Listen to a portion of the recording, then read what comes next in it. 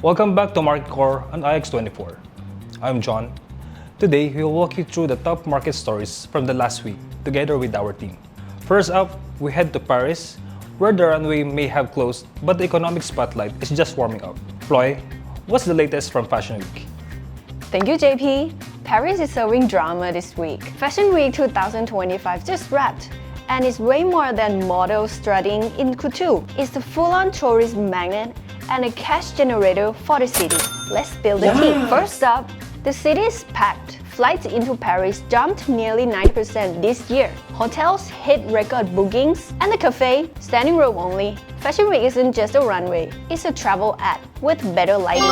Every selfie at the Louvre or croissant shot on TikTok, free promo for Paris tourism. Now the fashion, L'Oreal kicked things off with Hollywood meets Paris glamour. Eva Longoria, Viola Davis, Jane Fonda, and even Kendall Jenner closing the show. Over at Louis Vuitton, they turned an actual Louvre into a cozy apartment runway. And Stella McCartney, she dropped the most sustainable collection yet, 98% eco-friendly, and Helen Mirren literally opened the show with poetry. Here's the money part, and don't zone out, it's juicy. Paris Fashion Week jumped out more than $7 million in media value, up over 70% from last year. And tourists, luxury shoppers dropped nearly 2,700 euro during the week. Imagine flying to Paris, buying one handbag, and your souvenir costs more than a rent. So yeah, Paris Fashion Week isn't just outfits, it's tourism on steroids and finance in heels. The city gets the crowd, the brand gets the buzz, investors get the glow up. Question is, would you go for the fashion, the food, or the flex? What do you think, JP? I probably go for food. I love croissant. So, just like the fashion keeps changing, startups are also finding new ways to grow. Kristen, your report shows us that today's unicorn playbook isn't just about raising money fast, but about founders becoming investors themselves. Tell us more. If you want to succeed and see your valuation jump by hundreds of billions, here's what changed. You cannot just be a founder anymore. You need to think like investor too. Strategy, alignment, influence. That's the new playbook to a unicorn's status. We are talking about Spotify Daniel Ek. He's put in €1 billion of his own money into frontier tech. That's not just a big investment. It is a statement on purpose. After building one of the world's most successful streaming platforms, Daniel Ek announced he stepped down as a CEO to become executive chairman. He intends to concentrate on long-term strategies, capital allocations, regulatory engagement, and shaping Spotify's directions rather than daily operational leadership. It's a classic founder evolution, from building a single product to building an entire ecosystem. And it's not just happening at Spotify. Across tech, we are seeing founders and investors pouring money into infrastructure, developer tools, and specialized applications on the behind-the-scenes layers that make the whole tech ecosystem run. That's where a lot of the most exciting innovations is happening right now.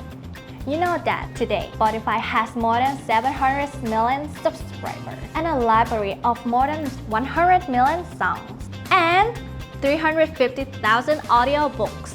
Alright, here's the bigger picture. If you are a founder, think beyond your products and ask, where do I sit in the stack? If you are an investor, think beyond writing checks and ask, how do I bring convictions, purpose, and real value?